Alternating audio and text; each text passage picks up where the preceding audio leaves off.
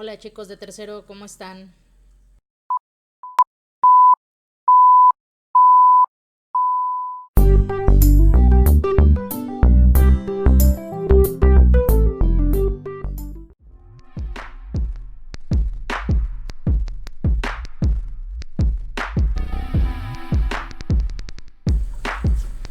Bien jóvenes, espero que estén teniendo un excelente inicio de semana y pues vamos a comenzar, más bien vamos a continuar con la segunda sesión del aprendizaje esperado que iniciamos la semana anterior. Si recuerdan, en Zoom y en lo que les había estado compartiendo en Classroom, estábamos viendo mucho todo lo que tiene que ver con la igualdad sustantiva y la violencia de género. Bueno, en esta ocasión continuamos con el diagnóstico de la igualdad en las relaciones cotidianas y la importancia de tener y considerar y saber e identificar esos puntos. La igualdad de género se expresa en todos lados, se expresa en el trabajo, se expresa en la escuela, en nuestras relaciones familiares, se expresa en la organización del país, se expresa en las oportunidades que existen en el aspecto laboral, en el aspecto de realización personal, etc. Se expresa en muchos aspectos y situaciones. Por eso es importante dos puntos: reconocer y saber que nuestra educación no es sexista, exigir que nuestra educación no sea sexista. Y el otro punto, relaciones igualitarias de pareja y sin violencia. Son los puntos que su libro maneja. Obviamente hay muchos más, ¿no? Pero son los puntos que su libro maneja. Por eso es que les estaba yo abordando tanto los temas de las canciones de las marchas feministas, los videos que les compartí, etcétera. Pues porque va de la mano con esto que seguimos viendo acerca de la igualdad. Acuérdense que la igualdad de derechos y de deberes es en igual de oportunidades y desarrollo tanto para hijos como para hijas. Todos debemos de tener esa igualdad. La educación para que se respeten los cuerpos, las decisiones de otros, sin importar la orientación sexual o la identidad de género. Y es importante recalcar y tomar aquí en consideración un punto, porque la mayoría de los roles tradicionales de género, dice su libro, y los estereotipos que los fundamentan, se aprenden en la familia, luego en algunos casos se ratifican en la escuela, la publicidad o la vida cotidiana. Esto lo vamos a reflexionar en una encuesta que vamos a realizar en la sesión de Zoom para que vean pues cómo ratificamos y cómo seguimos fomentando los estereotipos de género. Bien, eso es con respecto a ese tema. Cuando abordamos la situación que les decía acerca de relaciones igualitarias de pareja y sin violencia, es importante analizar esta situación. ¿Por qué? Porque estadísticamente las relaciones entre adolescentes son de las que más violencia sufren. Entonces, ¿qué es lo que está pasando? ¿Qué es lo que nos están fomentando en nuestras casas para que la mayoría de nuestros adolescentes se encuentren en una relación de violencia a tan temprana edad? Eso que hemos normalizado del tóxico, la tóxica, no está bien, chicos. O sea, puede generarnos risa, sí, los memes, todo, pero no está bien las conductas tóxicas que conocemos. Bien, cuando hablamos acerca de las relaciones igualitarias de pareja y sin violencia, dice aquí su libro: las relaciones de pareja deberían ser igualitarias y equitativas, de modo que ambas partes reciban el mismo trato y tengan los mismos derechos y responsabilidades. Es muy cierto. Y luego viene aquí abajo también en su libro de texto: esta visión estereotipada aplica para hombres y mujeres y para las distintas identidades de género. Aquí ya estamos abarcando todo lo que es la cuestión de igualdad y equidad. Es necesario que aprendamos a erradicar y promover las relaciones libres de violencia. Y su libro de texto maneja ejemplos muy importantes. Dice: es necesario erradicar esta idea porque promueve relaciones desiguales, violencia a la pareja e incluso que se justifique al agresor y culpe a la víctima. Ella lo provocó. ¿Quién sabe con quién andaría o en qué andaría? Se vestía como una cualquiera. Asimismo, se justifica a la persona violenta haciendo ver que algo le hizo perder el control, el alcohol, los celos o la ira. Quienes promueven la igualdad de género y luchan contra la violencia en la pareja, más ampliamente contra la violencia machista, advierten que es necesario aprender a identificar las señales tempranas de esta forma de violencia y combatir la desigualdad en las relaciones afectivas para actuar antes de que la situación se salga de control. que era lo que veíamos en los TikToks que les mencionaba, ¿no?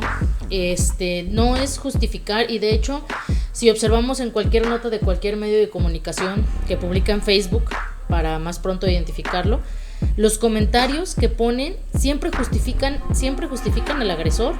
Estaba borracho, estaba drogado, tenía celos, y la víctima, ella se lo ganó porque seguía con él. Y debemos de aprender a practicar la empatía en ese aspecto, jóvenes.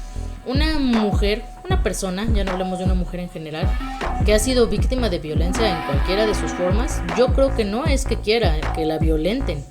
Debe ser un proceso psicológico muy importante que debes de aprender. O sea, viene desde el hecho de la autoestima, ¿no? ¿Por qué permito que otra persona esté abusando de mí en cualquiera de los aspectos, emocional, físico, verbal? ¿Por qué estoy permitiendo eso? ¿Qué antecedentes tengo en ese aspecto? Por eso es importante fortalecernos nuestra autoestima. Si bien es cierto, por ejemplo en mi caso, hay un movimiento de personas gordas que le llaman gordofobia, ¿no? Que es el hecho de las personas que no les gusta ver a personas o que les molesta ver a personas gordas, e incluso hablan de romantizar la obesidad. Sí es cierto, ¿no? Somos personas que estamos teniendo problemas de salud, que estamos conscientes que tenemos un problema de salud, pero solo las personas que somos gordas sabemos lo que nos cuesta bajar de peso. O sea, sabemos el proceso que es para nosotros bajar de peso, el por qué comemos y consumimos las cosas que nos hacen daño. Entonces, pásenlo a una persona que es siendo víctima de violencia. Esa persona sabe por qué sigue ahí con esa persona y sabe por qué está aguantándose esas cosas, pero no justifica que ella tenga la culpa. Yo no tengo la culpa de ser gorda. ¿Soy responsable? Sí, yo soy la que consume mi cuerpo. Aparte está mal el que ¿cómo les explico?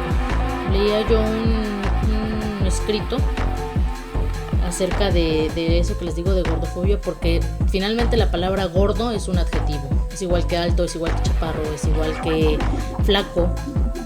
Pero nosotros, las personas gordas, somos quienes les damos un contexto negativo. Y eso es lo que hay que aprender. A mí si me dicen gorda, pues sí les digo, es cierto, estoy gorda, ¿no? No es una mentira. Me veo todos los días al espejo, me estoy viendo en este momento en una cámara. Pasa lo mismo a veces con una persona. Me dices fea, me la creo. Sí es cierto, estoy fea. Sí es cierto, tengo aquí una papada, algo así se me hace la papada. Sí es cierto, tengo mis cachetes muy grandes. Sí es cierto, aunque me maquille se me siguen viendo las ojeras. Nosotros somos quienes les damos la negatividad al adjetivo. Y sobre todo nosotros somos quienes no debemos creérnoslo. Si mi pareja me dice que soy una inútil, que no sirvo para nada, no es cierto. ¿En calidad de qué vienes si me dices eso? Es como si yo les dijera, eres un pésimo estudiante. No es cierto. ¿En calidad qué? Yo te digo eso, que eres un pésimo estudiante. Es lo mismo que sucede en las cuestiones de violencia. Ahora bien, pasamos al punto de la publicidad sexista. Vamos a ver en Zoom una plática, hay algo que se llama TED Talk, sobre esos estereotipos que nos imponen socialmente y cómo la publicidad nos lo sigue fomentando. Si tienen la oportunidad de ver YouTube, chequen YouTube, busquen en el YouTube publicidad sexista y se van a encontrar con una cantidad de comerciales que no se la creen, ¿eh? Y después de ver este tema, de haber analizado este tema, dices, sí es cierto, ¿qué onda con la publicidad sexista que hay en las redes, que hay en los comerciales? Comerciales de antes, se supone que ahora ya deben de pasar por otro proceso para que los puedan subir, porque ya hay muchas normatividades en este aspecto. Pero bueno, aún así es importante de reflexionar.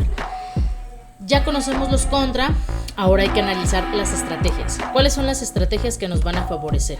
Bueno, todo empieza con luchas y con movimientos sociales. Hay una representante en específico que se los puse ahí en los mapas. En esta ocasión ya les mandé mapas para el examen. Y pues bueno, está la autoevaluación, que dice aquí, un primer paso para promover la igualdad de género es reconocer los prejuicios y los estereotipos.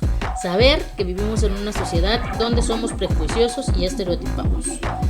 Educar al espectador. En los casos de violencia de género, una estrategia efectiva es sensibilizar a quienes suelen ser testigos de estos hechos. Por lo regular, estadísticamente se dice eso, que una persona violenta es porque sufrió violencia en su hogar. Hacer visibles los prejuicios, la desigualdad y la discriminación. Yo creo que eso ya lo hemos estado viendo mucho. Mujeres apoyando a mujeres, que eso es algo que se llama sororidad.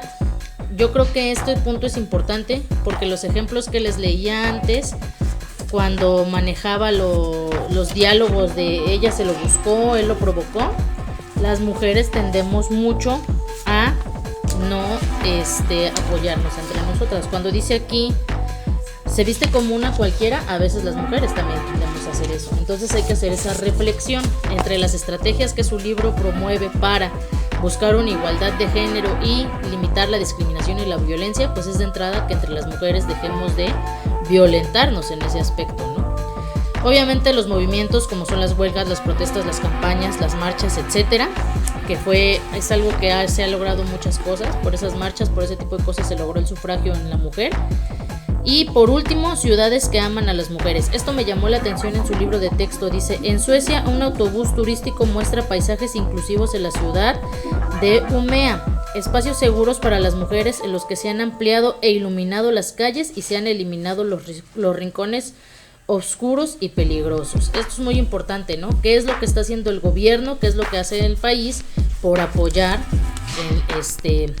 que no exista más violencia hacia las mujeres, más violencia de género? Y bueno, si se dan una vuelta por su libro de texto, en esas páginas donde se ven estos temas, pues vienen ahí imágenes de Ni Una Menos, habla acerca de no sé pronunciar el francés, Olimpia se debe de llamar, que fue la mujer que hizo los primeros pininos en el feminismo y bueno, etcétera. Todo ese tipo de reflexiones. Los invito a que lo lean. Yo quisiera contárselos en la clase, pero pues no se puede ni en los 40 minutos de Zoom, y siento que si les hago estos videos largos en YouTube no los van a terminar de ver tampoco. Entonces, yo creo que con respecto a este aprendizaje esperado y esta sesión es todo. La próxima semana iniciamos el tercer aprendizaje esperado, que se divide en 2 sesiones, la que vemos esa última semana de diciembre y la que vamos a ver regresando en enero. Estamos en contacto, chicos, y ya saben que cualquier duda nos vemos por Classroom.